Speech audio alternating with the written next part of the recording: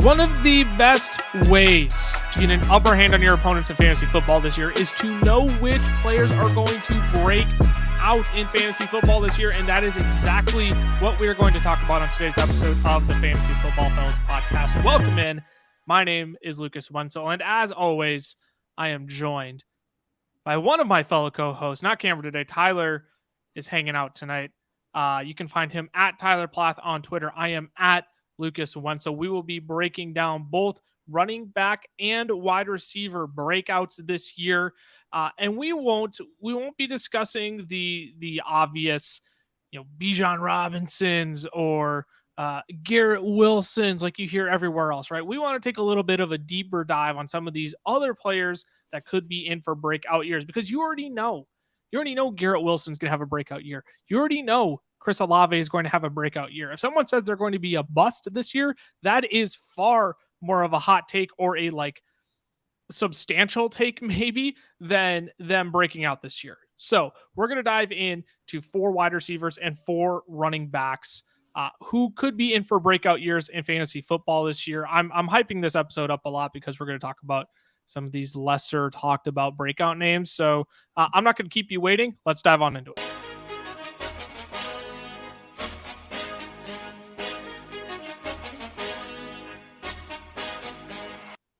So as I talked about, we are going to dive in to 4 running backs and 4 wide receivers that have a high probability of breaking out in fantasy football this year, and not the names that you've already heard. So, Ty, I'm going to have you start. Who's your first running back breakout for this year? Well, first, hello, people. I'm back. He is back. It's good to be back. My first running back breakout is not a very sexy name this year because of the team that he's on, but it's Rachaad White. And this is really exclusive for PPR formats because in half PPR and standard, best ball even, because that's half PPR as well. You look at Rachaad White as a receiving threat, and in those formats, receiving is not so much a factor as it is in PPR. So just in a PPR context, Rachaad White is sneakily going under the radar right now, and he needs to be talked about more because, again, the receiving threat that he is. Last year with Tom Brady, and you look at the receiving depth of Rachaad White, 51% of his catches were behind the line of scrimmage, and that bodes really well for this year because he's now got the leader in check down rate from last year in Baker Mayfield. So that's a really good sign there. But 48% of his receptions were in the short range, anywhere from 0 to 9 yards. So again, around the line of scrimmage makes it really, really easy for a quarterback like Baker Mayfield. Now, new offensive coordinator Dave Canales comes over from Seattle, where they mainly ran a zone scheme where we saw Kenneth Walker average 4 yards per carry between the tackles, but a whopping 5.5 yards per carry outside the tackles. And Rachaad White last year in a different scheme, in a gap scheme, had 3.6 yards per carry between the tackles, but 4.3 yards per carry outside the tackles. And if you want to take a guess at what scheme Rachaad White is most efficient in, because it wasn't very efficient last year, he ran a zone scheme in college at Arizona State, which is where he got his notoriety from coming out of college. So he is more than likely going to benefit the most from a scheme change because, again, we're going from a gap scheme to a zone scheme, and that's where he's most comfortable in. So the thing with Rachaad White is he's not great between the tackles. We know that based on last year. So the entire rushing volume probably won't go to him, right? We're not going to see a bell cow back with Rachaad White. And it makes sense after what Dave Canales said yesterday about Keyshawn Vaughn. I don't know if it was yesterday, actually. It was a couple days ago. When you hear this episode, it'll be a couple days ago. Yeah. A couple days ago. He said, I think that one of the cool parts on offense is Keyshawn Vaughn. We call him Sneak. He's our 2-back, and he's a fantastic runner, just quick feet in the hole, sturdy build, and he's just got a natural feel for it. I'm going to emphasize quick feet in the hole. You find the holes between the tackles. There are no holes outside the tackles. So that, that sounds like split backfield, right? You got your main rusher in Keyshawn Vaughn and a receiving guy in Rachaad White. But here's the thing, in PPR, it's not the end of the world that Rachaad White doesn't get the entire rushing volume, because his receiving work is going to make up for it. So again, this team, Tampa, is not as pretty as it used to be with Tom Brady, but there is a player in Rachaad White that is going to benefit a lot from where they are going into this year. Baker Mayfield as a check down QB, him as a receiving threat, going to his own scheme. It's going to be a lot of fun watching Rachaad White succeed in fantasy this year. I think people are scared that because it's not Tom Brady, that he's not going to check down as much, right? Like, it's like, oh my gosh, look at the amount of targets he peppered Leonard Fournette with, that he peppered Rachaad White with last year. Let's not forget, Tom Brady threw the ball 733 times last year. Like, that led the league by 30 attempts. Now, yes, those targets will come down. You also take away pretty much Leonard Fournette's entire target share, because I don't think they're going to use Keyshawn Vaughn. I don't think they're going to use Chase Edmonds, who's just seemingly fallen off the face of the earth. Apparently nobody likes Chase Edmonds anymore. And like you said, I think if they start throwing Keyshawn Vaughn, throwing him in the A-gap instead of Rachaad White, all of a sudden, you're getting more efficient touches for Rachaad White. You're allowing him to be a playmaker on offense instead of, well, Rachaad White's going to be a workhorse, which I think sometimes we kind of fall in love with. But when you look at PPR formats, again, that receiving game work is far more valuable than getting Najee Harris type of volume and not being able to do anything in PPR formats, right? So I sneaky agree. I think he could be in for a more sizable year than people want to give him credit for, especially if they start using him in a more explosive way on offense versus, well, he's the bell cow. Gonna throw him out there. I think actually Keyshawn Vaughn might be able to help that efficiency. Obviously, we want the best of all worlds, and we want, a Christian McCaffrey. You want to know how many Christian McCaffreys there are in the NFL? 2. Well, 1. I mean, Austin Eckler, but like, you get what I mean. For fantasy football, there's really only 1 or 2 Christian McCaffrey, Austin Eckler's, and it's those 2 guys. So if we're talking breakout like Rachaad White, I think you could find him inside of the top 15 in quite a handful of weeks this year. I don't hate that at all. I'm slowly creeping up on Rachaad White. I believe he's sitting right around my RB21 right now. Where's he at for you? I think he's my RB21, but he may start climbing up my board a bit. Yeah, and as we get closer to the season here, as we start learning what roles some of these players are actually going to have in their offenses, our draft guide will be tweaked every single week. We'll be sending that out. So if you don't have that in your hands already, fellas, draftguide.com, you can pay the $10 there, or you can come compete against us in fantasy football by heading over to Underdog Fantasy and using our code fellas when you sign up. Underdog is going to match your first deposit up to $100. So you could, instead of just giving us $10, you could throw $10 at Underdog. They'll double it, make it 20. You can come get into 6 drafts with us that way. We're hosting $3 drafts every single day. You just have to use our code. And you'll get the draft guide for free. So, I mean, that's kind of the no-brainer situation there, right?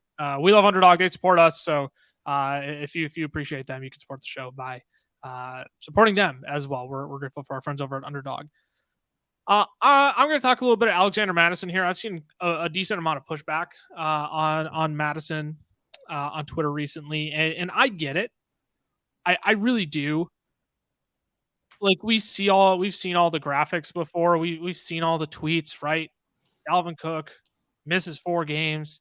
Alexander Mattison comes in RB7, RB6, RB8, RB13. Yeah, he was pretty freaking good. That was in 2021. So I want to put pause on that. That was before Kevin O'Connell ran this offense. Very different.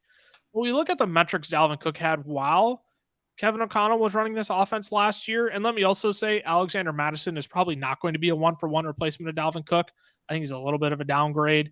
Unfortunately, even though Dalvin is aging and efficiency was declining, Alexander Mattison hasn't been the most efficient back in the world either. At any rate, you look at some of Dalvin's advanced metrics from last year, he was 5th in snap share, so he was on the field a crap ton. He was 9th in weighted opportunities. He was 6th in carries, despite Minnesota being 28th in team run plays per game last year. This was a top 3 passing offense in the league last year in terms of pass rate. And Dalvin Cook was still top 7 in carries last year, which is no joke. So the volume could be there for Alexander Mattison. But I think the thing that really catches my eye is Dalvin Cook. He was 2nd in routes run amongst running backs last year. I mean, that makes sense considering the Minnesota Vikings threw the ball at the 3rd most times last year. Kirk Cousins threw the ball the 3rd most times, at the 3rd highest pass play rate. So you're going to get Alexander Mattison on the field in situations where fantasy points, valuable fantasy points at the running back position, can be accumulated. We all know how valuable a reception is in PPR formats for running backs. We know how good he's been without Dalvin Cook as the lead back in this offense. We know that this Minnesota Vikings offense, admittedly, is probably going to be on the field quite a bit this year. I love Brian Flores. And people are saying, I said the Minnesota Vikings downgraded in personnel this offseason, and thus they're going to have to pass to keep in games. And people are giving me a ton of flack for that. Brian Flores doesn't automatically make this a top 15 unit in the NFL. Agree? Agreed. I mean, as Vikings fans, like, this isn't me just being a pessimistic Vikings fan. Like, this is just like, it's the truth. Okay. Our personnel is garbage. It's all young guys. It's going to take 1 or 2 years for these guys to actually develop into key pieces on defense. So the Vikings defense is still probably going to be a bottom 3rd defense, if I had to guess. And this offense will be on the field quite a bit, needing to pass the ball, which could favor Alexander Mattison in the passing game. So, like, I look at the advanced metrics, I look at what's been done without Dalvin Cook, and I think there's real upside for Alexander Mattison to, like, have a low end RB1 kind of season. Like, he's going off the board right around the RB19 range right now. I think that's probably where he ends up on the season. But if we're talking breakouts, like, this is a very obvious choice, I feel like, to be a breakout candidate this year. Not because it's going to be such a drastic shift in production that, you know, we've seen. Obviously, Alexander Mattison has never been a lead guy, but he's going to get the chance to do so in Minnesota, and there's a legit chance he could take total advantage of that and finish as a top 15 and even like a borderline top 12 guy this year. There is a way for that to happen, and I'm not going to be surprised if it does this year. Yeah, you know, Alexander Mattison isn't the talent of Dalvin Cook, so it may pay dividends that if you do take Alexander Mattison in your drafts, take Ty Chandler with one of those late round picks, because again, if in week 1 it is really the Alexander Mattison show, you pay little to nothing on Ty Chandler that you can just drop him and pick someone up on waivers then, right? But if in the scenario that it does become a split backfield, you've got both, right? So Alexander Mattison is a fantastic option this year for a breakout. Do yourself the favor, though, of having that backup option in case it doesn't happen. Couldn't agree more. I think handcuffing a guy like Alexander Mattison is going to be smart this year because, again, those running backs that you pay little to nothing for, you end up dropping them later. But again, if Ty Chandler ends up being the 3rd down guy, there might be a little bit of value there. We'll see. But I think Alexander Mattison could be in for a nice little breakout this year. Ty, I'll kick it back to you here. Let's keep talking running backs here. Who's your 2nd favorite running back breakout this year? Yeah, since I spent most of my time explaining Rachaad White, I'll keep this one short and sweet. It's Jahmyr Gibbs. Okay. And look, there is not much else I can say that hasn't been said already on previous episodes on this channel. But look, the Lions used their running backs a ton last year, right? Swift got a ton of receiving volume for the little amount that he was on the field. And I'm not going to say that, you know, Gibbs is going to be on the field a lot more than DeAndre Swift was. So that's the first point, right? But again, this offense, there is a way for Jahmyr Gibbs to be the number 2 pass catching option. In you know, Jameson Williams missing the first 6 games only helps that out, right? Now, this offense has a type. It's explosive, right? You have Amon-Ra St. Brown. You have Jahmyr Gibbs. You have Jameson Williams, right? When all those 3 guys are going to be playing together, we're going to see a lot of yak opportunities, and we're going to see a lot of air yards. Monty is likely going to be the lead rusher, right? And it's kind of similar to what I was saying with Rachaad White and Keyshawn Vaughn, right? Vaughn is probably going to get, you know, I shouldn't say majority of the carries or the most carries, but Vaughn will take enough away from Rachaad White to leave him with a lot to be desired in the rushing game. Monty's going to do the same with Jahmyr Gibbs.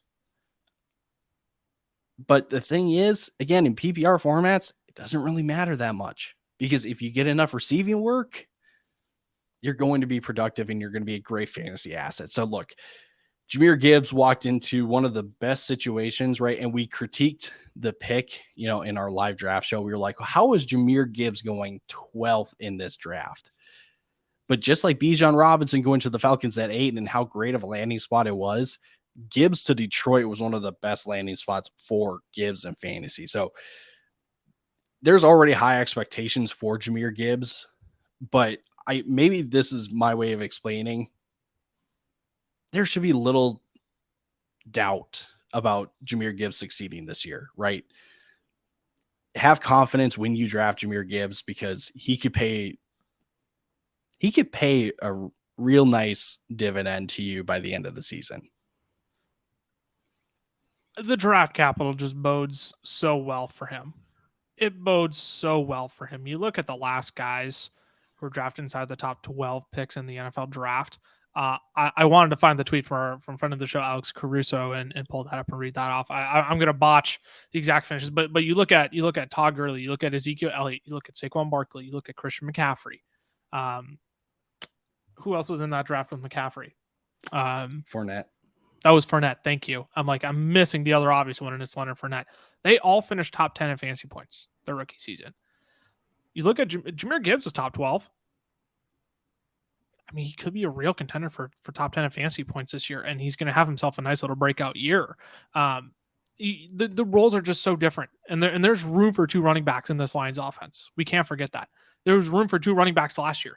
Like DeAndre Swift's pace and playing only 40% of the snaps in 3 games, his 75 target pace was stupid. Absolutely stupid. So Jahmyr Gibbs could get this insane volume. And like, if we're comparing him to Alvin Kamara, our friends over at the Underdog show, I was watching one of their videos the other day, and they brought up, and Josh Norris brought up a really good point about Alvin Kamara. He didn't hit 200 plus rushing attempts until his 5th year in the league. And Alvin Kamara was a top 10 running back in his first 4 years in the league. Can you believe that? Like there's room for Jahmyr Gibbs to do this. Like, Jahmyr Gibbs doesn't have to see 200 plus rushing attempts to make this happen. He just doesn't. So I am in on Jahmyr Gibbs. I'm starting to love me some Jahmyr Gibbs in drafts. He's typically right in that wide receiver dead zone range. The Calvin Ridley, you look, Amari Cooper and Keenan Allen intrigue me there, but that range of Deebo Samuel, Terry McLaurin, none of those guys really excite me, right? But you see Jahmyr Gibbs there, and you're swinging on potentially top 10 running back this year in the late 3rd, early 4th in your fantasy draft. So I am all over that this year. I think he could be in for a nice little breakout. And I think the last little point too, before you transition to your guy. Yep. You could say this about any free agent for any, or for any departed free agent. If the Lions wanted to bring back DeAndre Swift to play the receiving role, they could have. Yeah, they could have. But they saw something with Jahmyr Gibbs and they said, I want that. We want that instead of DeAndre Swift. Yes. They staked their claim. They spent the 12th overall pick on this guy. They didn't have to. Like, there was rumors of like, oh, the Jets were going to do it if he was there. I think I'm calling a bluff. I think I'm calling a bluff on that. I think I'm calling a little bit of a bluff on that. But I don't. The path is there. The path is there, and I think people are like too skeptical because a lot of people are hyping up Gibbs. But I think he's starting to become almost worth every penny of that. I'm going to switch gears. I'm going to keep same skill set of running back. Supposedly. We really didn't see it his rookie season, but we're going to keep the same skill set, somewhat similar role in his offense. I've been trying to find the right time to speak out on James Cook. I think this is time to stake my claim now. Let's start with the unfortunate Nyheim Hines injury, okay? Devin Singletary in Houston. He led the team in targets last year. He had 50 of them.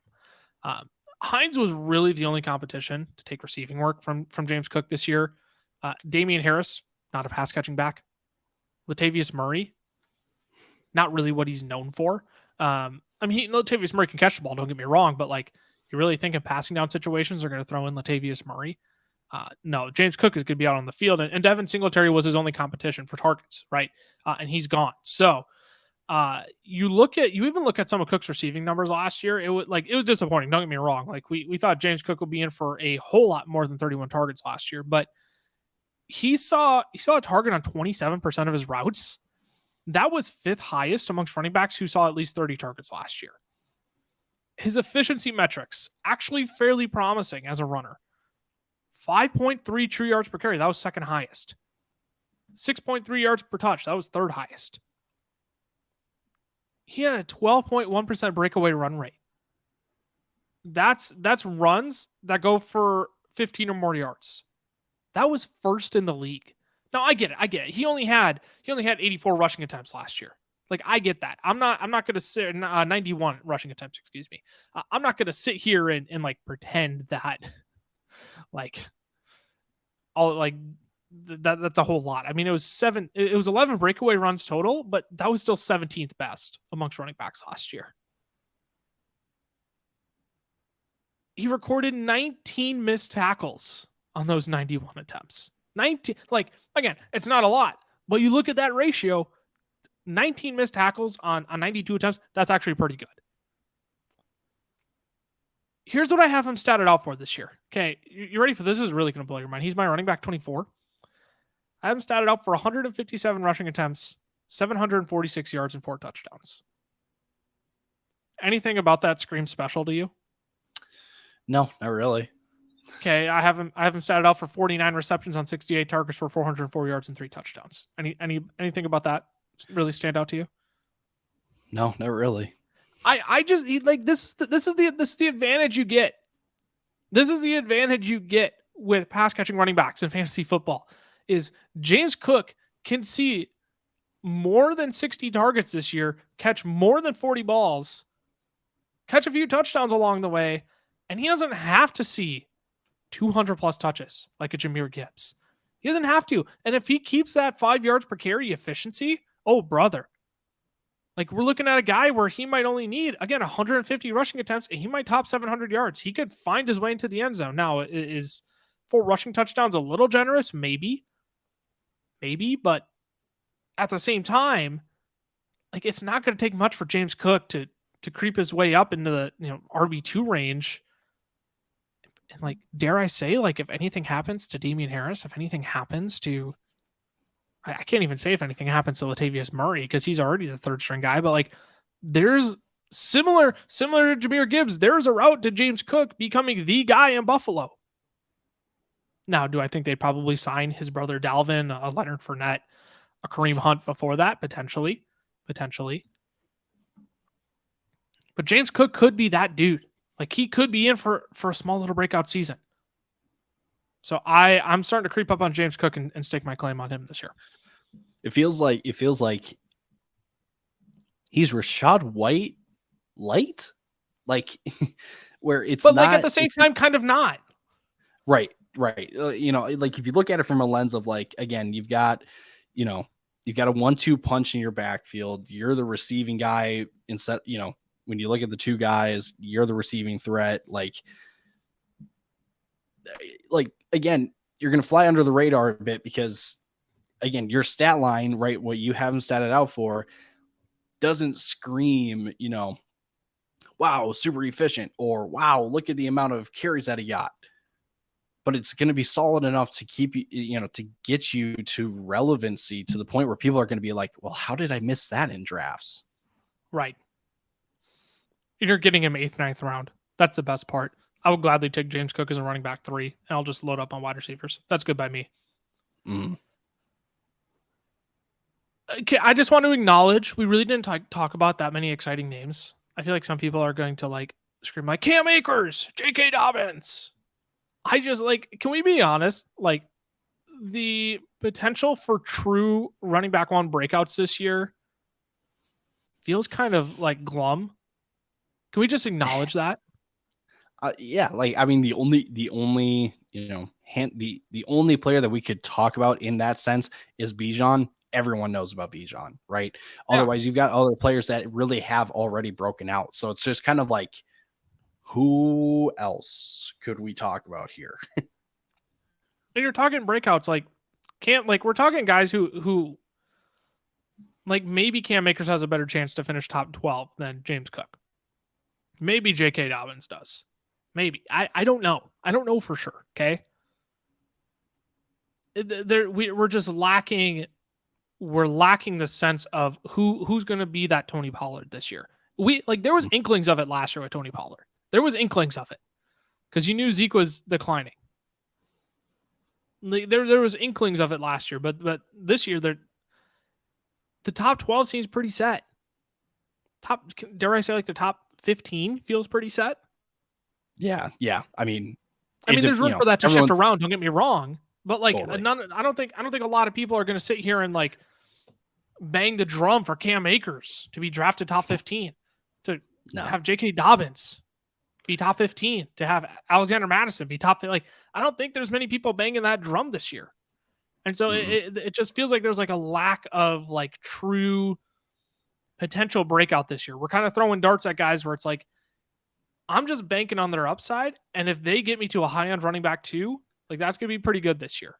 Now, this all could look really stupid, and all of a sudden, there's tons of breakout running backs this year. But like, if we're thinking about like a true breakout, a guy who's going to finish top 12, like it doesn't feel like there's all that much excitement around some of those guys this year, or even some of those guys who are going. Like we could talk about Ramondre potentially having a breakout season, but I think you and I would both agree that his breakout season was last year, considering where he was drafted and that he finished top 12 last year.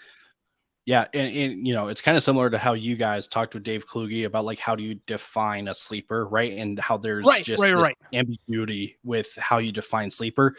Same thing for breakout, right? And I think what we're trying to point out is here are these guys that will kind of burst onto the scene in terms of relevancy versus, again, we could talk about a guy like Ramondre, a guy like Bijan, a guy like Tony Pollard who could break out. But they're all guys that we either expect to break out already and that are obvious across everyone's boards, or guys that have pretty much done that already and have posted high finishes and have had good production in the past. So again, these are all guys that may not scream, like highest of upsides, but they're guys that have a very good chance of breaking out and becoming a very relevant name moving forward into the future. And that's exactly it. And I already know there's a few names on here that people are going to be upset about. Travis Etienne, Dameon Pierce, among two guys that all three of us fellas are just very out on this year. So you will not be finding them on this list, unfortunately. Not that I don't think they could have good seasons, but like Etienne, I think is being drafted close to his ceiling. Dameon Pierce, I think, is being drafted close to his ceiling. I think some of these other guys like could break out and actually finish significantly higher than their ADP this year. Like just go check out my video about who you should let your league mates draft. You'll find Travis Etienne and Dameon Pierce on that video. Yes, and we are coming out with YouTube videos twice a week. We'll be going up to 3 times a week during the season. We have podcasts coming out every single day. Shorts coming out, or podcasts coming out once a week, Shorts coming out every single day. I got ahead of myself there. So that's a lot of podcasts. That's a lot of podcasts. I know we aren't the fantasy footballers. We're not quite there yet. We got a ways to go before we get there. But hey, if you do enjoy fantasy football content, make sure you subscribe to the YouTube channel. Turn on those notifications so you can be alerted when new episodes are up. Literally every single day. New videos are coming up every single day. Ty, before we kick it over to wide receivers, let's take a quick break and hear from our good friends over at Underdog Fantasy.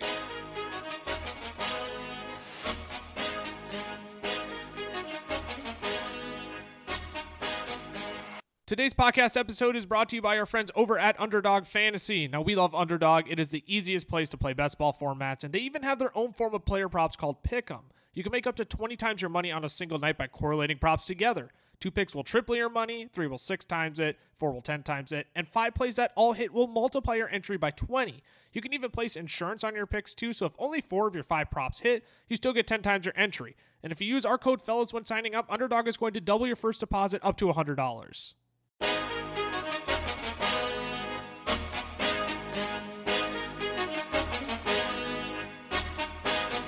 Alrighty, we are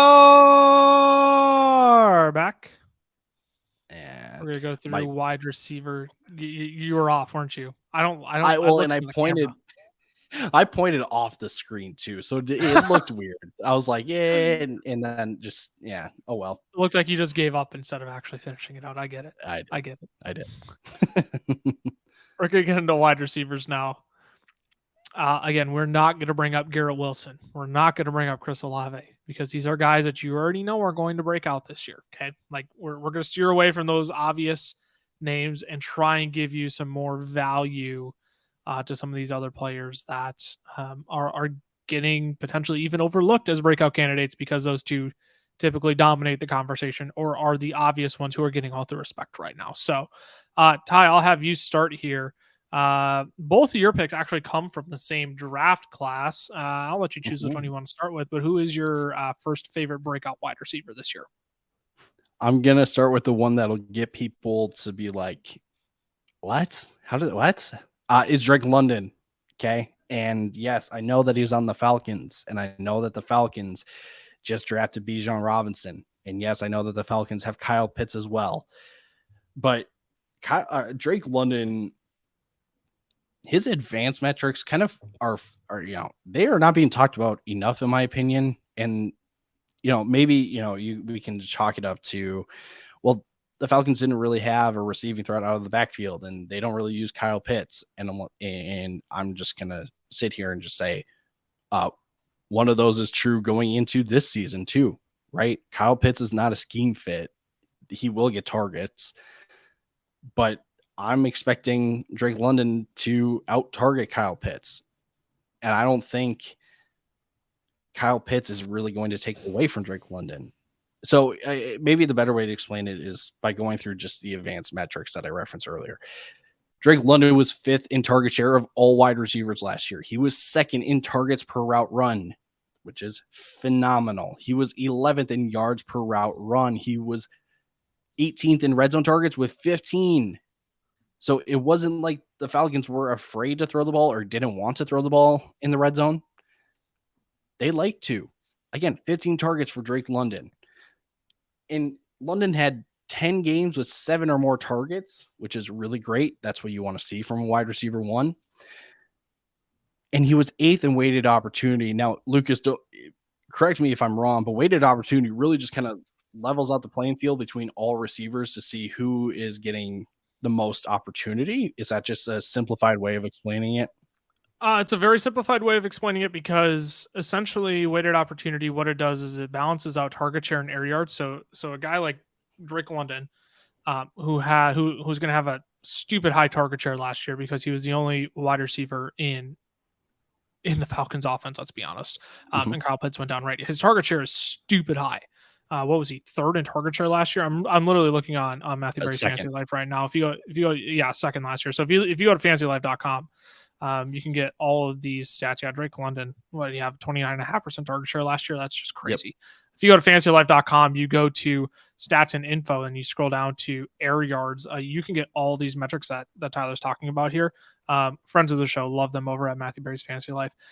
So weighted opportunity, what it does is essentially it balances out a player's target share. So Drake London, who has a stupid high target share, and it balances that out with an air yard share. So wide receivers who are then just seeing a crap ton of air yards if you're just like a deep threat wide receiver, right? It balances both of those things out so you're not getting, favorable weight one way or the other. So what it does, weighted opportunity takes 1.5 times the target share of a player, and then it adds it to 70% of a player's air yard share. So for instance, for Drake London, I'm going to look on Matthew Berry's Fantasy Life here. I'm going to take both of those numbers for you. So his air yard share last year, it's not even on the first. Oh, here's what I can do. I can look at his target share and then look. So Drake London, he had a 31.3% air yard share last year. So you would multiply 31.3 times 0.7. Then you would multiply his 29.5% target share by 1.5, and you would add those two together to get his weighted opportunity of 66.1, which, Ty is correct, would have been 8th best last year. So yeah, essentially in a nutshell, it balances out the amount of targets and also the depth of targets a player gets to have more of a level playing field in terms of how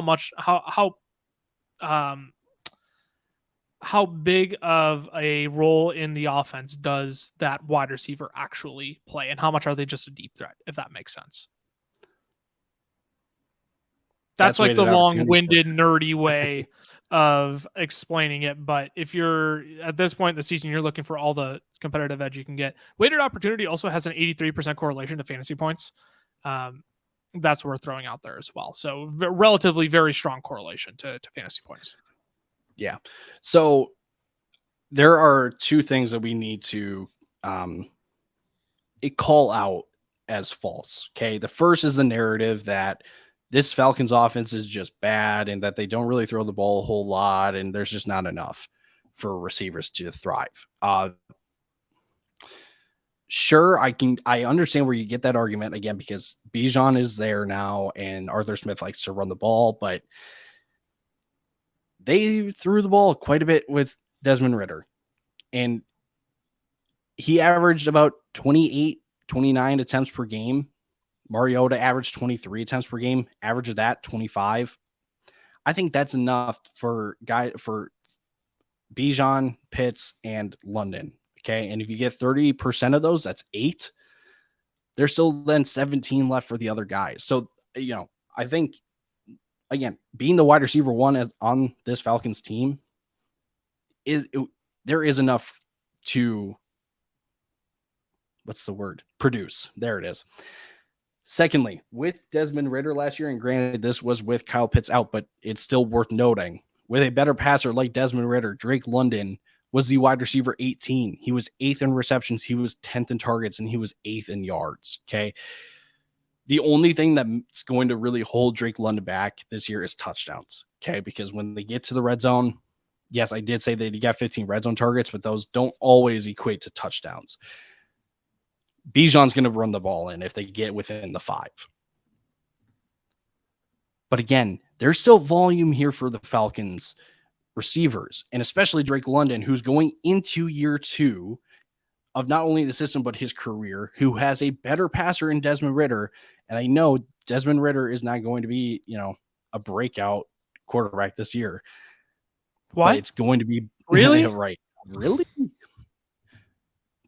But it's going to be better than Marcus Mariota. Okay. And I think the second thing that we need to dispel is, Drake London was the wide receiver 38, I want to say 38, 39 maybe, when both him and Pitt, on the year. No, when him and Kyle Pitts were healthy.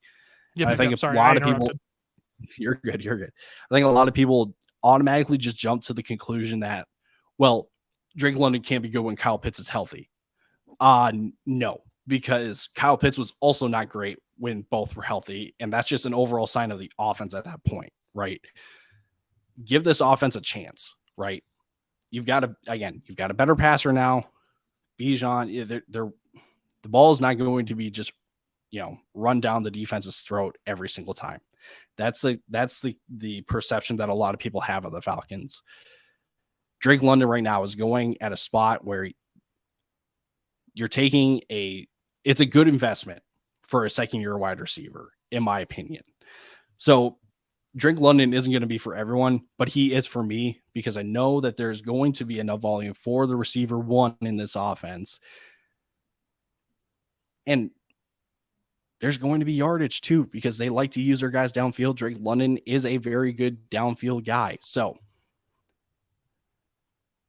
again, it's tough to sell Drake London because, again, it's the Falcons.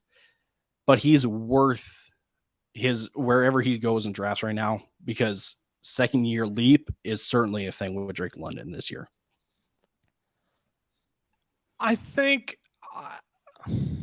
I hear everything you said. Here's my contingent point on where I stand on Drake London. I need to see it from Desmond Ridder first. Like we got what? So 4 game sample size with Desmond Ridder last year? Yep. 4 games is a small sample. I want to like Desmond Ridder.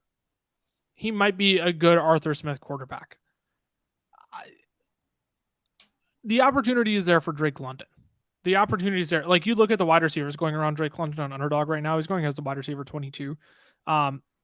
ahead of him. Deebo Samuel at 18, Keenan Allen, Jerry Jeudy, Christian Watson. I would take Keenan Allen and Jerry Jeudy ahead of Drake London for sure.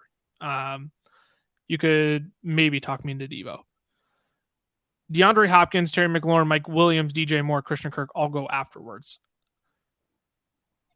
Chris Godwin, Deontay Johnson, Mark, like then you're starting to get into guys where it's like, yeah, I would definitely take Drake London ahead of those guys. So the price you're paying for Drake London isn't even all that bad right now. And if these advanced metrics do prove that he can be successful, that prove that he can take a leap this next year, that Desmond Ridder can feed him the ball with a Kyle Pitts on the field, with a Bijan Robinson on the field, like he could be in for a nice breakout season. We're looking at a top 15 finish from Drake London. They brought in Mac Hollins as the wide receiver 2 now.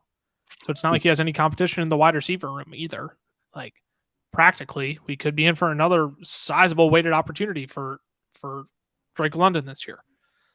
So yeah, I don't hate that. He, again, you said it, Drake London isn't everybody's cup of tea. He's really not my cup of tea, not to make a British pun there with London, but that was pretty bad. I know he's not everybody's cup of tea, but the opportunity is there. I can't deny that the opportunity is there. I'm going to move on before we just roll this episode off the wheels. I said when we had Dave Kluge on 2 weeks ago, I told you it wasn't going to be the last time I talk about this player. It wasn't the first time.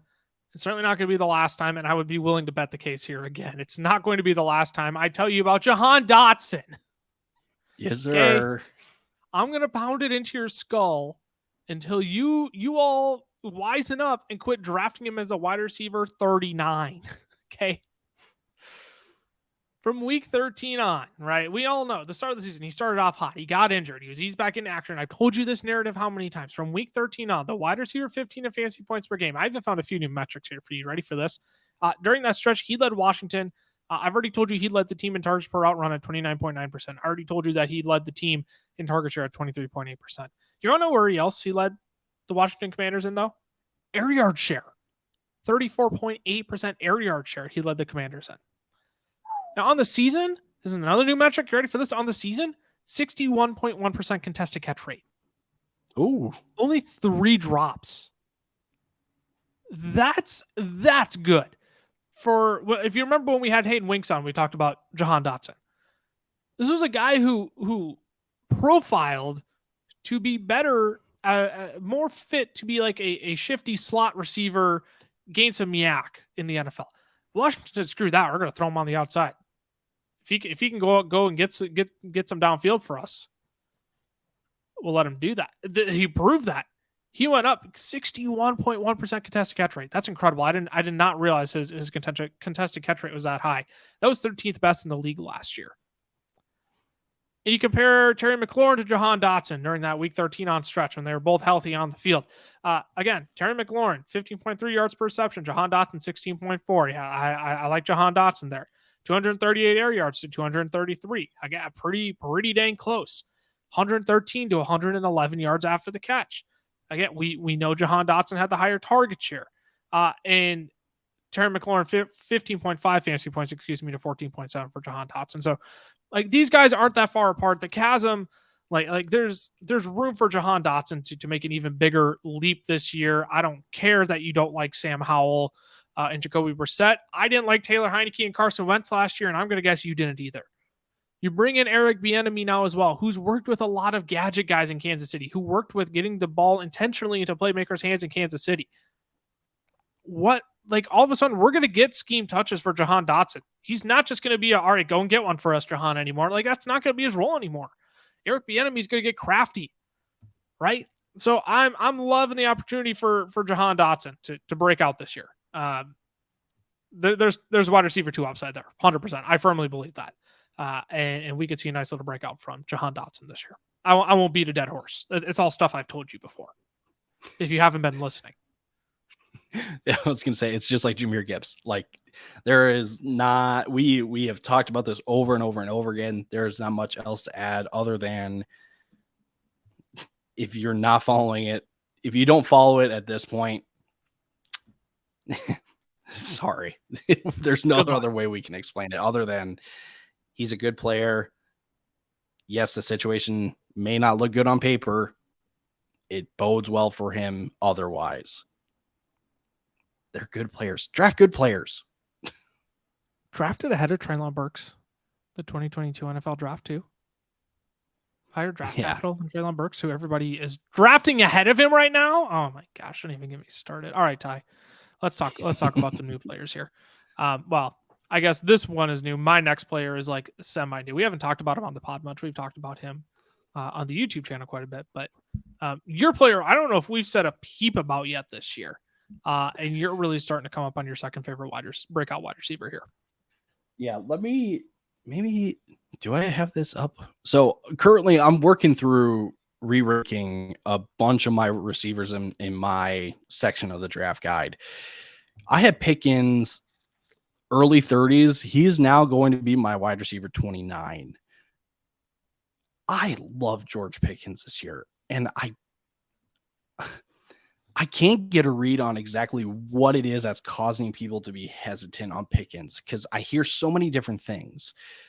So I'm just going to try to dispel as much as I can by just reading off some of the stats that I found on Pickens. Do you know that George Pickens was 16th in routes ran last year? The 16th most. And it seemed like he got a slow start last year. That's what it seemed like. Mm-hmm. He was on the field a lot. He was third in ADOT. He was seventh in deep targets. Now, those are all great and stuff, but like, can you actually like pull those down? Can you make catches off of those? Yeah, he did. He was 13th in contested catch percentage. That's great to see from a downfield threat. He was 18th in fantasy points per target. Great also. He was 15th in QBR per target. Now, again, he was a deep threat. He was a downfield guy.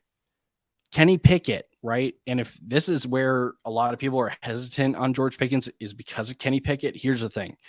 Pickett was 9th in deep ball completion percentage, and Player Profiler had Pickett 6th in deep ball accuracy rating and 1st in deep ball catchable pass rate. Kenny Pickett proved that he can get the ball downfield. And I know everyone's going to be like, well, the small hands, and he doesn't really have that great of arm strength. He proved it otherwise last year. And I will admit, Pickens is a riskier breakout candidate because you still have Deontay Johnson, who saw 147 targets last year, and you still have Pat Freiermuth, who saw 98 targets last year. And this offense is still a run-first offense. It still goes through Najee Harris. But there were arguments when George Pickens was coming out of college. Had it not been for injuries, he would have been the wide receiver 1 in the draft class, which is crazy when you think about it, because there are guys like Drake London, who I just talked about. Garrett Wilson went 2 picks after Drake London. Chris Olave went 2 picks after Garrett Wilson. Then we got Jahan Dotson.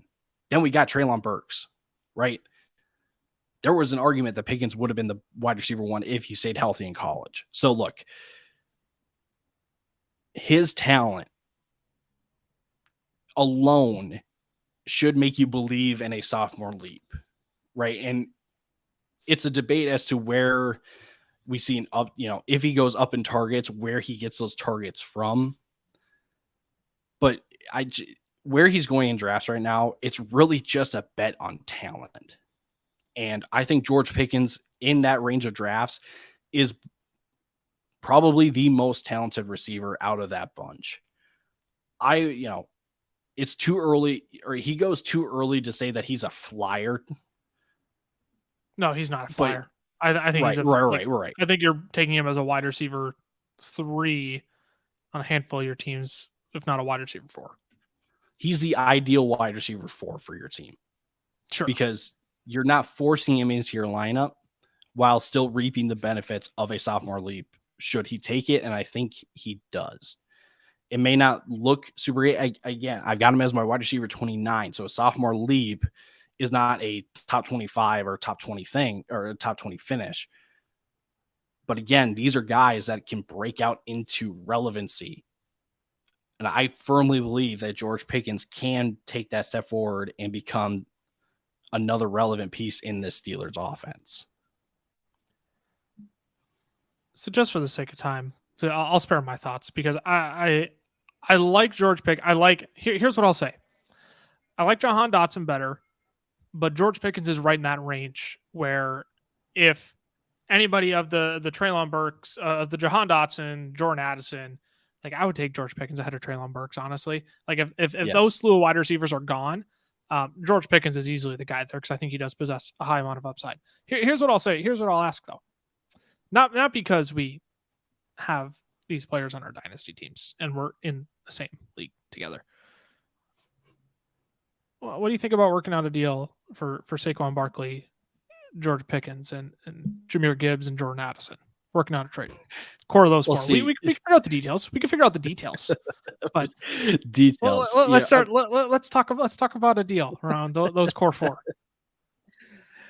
Well, I mean, it's different now that Saquon's back on a 1-year deal because when we first started talking about this deal, there's no guarantees that it was ever going to happen. Right. There was potential that he wasn't going to play. So Lucas was trying to be sly and trying to give me a player that wouldn't be playing. And I saw right through it.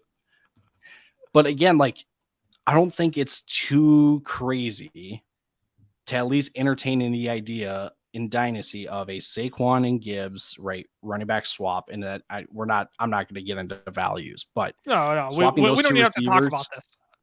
I just realized that as we were talking about two of these guys on the episode. I don't think I would do it because I can't take the humiliation that I would get from people like in comments or anything saying, George Pickens, what are you doing? I'm not asking you to accept it right now. I'm asking you to work out. I'm just asking you to have a conversation. That's all I'm doing. I'm asking you out on a trade date. That's what I'm asking you out on. I will entertain. That's what. There we go. That's all I'm looking for. I'll bring us home with Jerry Jeudy. I've talked about him on the channel a little bit. If you go watch our 5 wide receivers with insane upside, you even look at our top 20 wide receivers or top 24 wide receiver tier list for this year. He will be in the second part of that. Cameron breaks him down there. Here's what I'm going to do. I'm going to keep it kind of short and sweet on Jerry Jeudy. Let's start by making a few observations. You don't trade a first-round pick for a head coach that's historically renowned and is an offensive guru to have the Denver Broncos offense just suck for 2 years in a row. You don't do that, okay? As Dave Kluge pointed out on our Sleepers podcast episode, you don't allocate $140 million to the offensive line to have this offense suck for 2 years in a row. You don't do that. You don't sign Samaje Perine, who's an incredibly good pass blocking running back. You don't sign him to a multi-year contract to have this offense suck for 2 years in a row. You don't do it. The Broncos will be better. Russell Wilson will be better. And Sean Payton will make sure this offense is better. And he would have to be blind to not see that Jerry Jeudy is the best wide receiver on this team. Courtland Sutton looked like a shell of himself last year. Tim Patrick coming off of a major injury. And frankly, I know there's a lot of Tim Patrick hype right now, but let's be real with ourselves. Tim Patrick is not going to be more than a bench stash on your team this year. I know they drafted Marvin Mims. He ain't first-round draft capital Jerry Jeudy. Best route runner in his draft class, Jerry Jeudy.